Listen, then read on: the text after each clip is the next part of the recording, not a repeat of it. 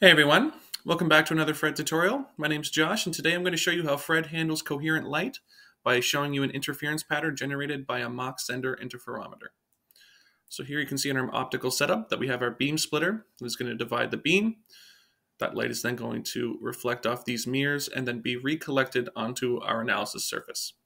So I'll run the quick ray trace, and here we see the behavior of the light. Now to view the interference pattern, what we're going to do is we're going to select the irradiance spread function. We're going to select OK.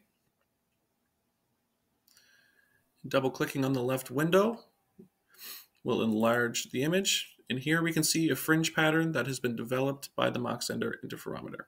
And there you go.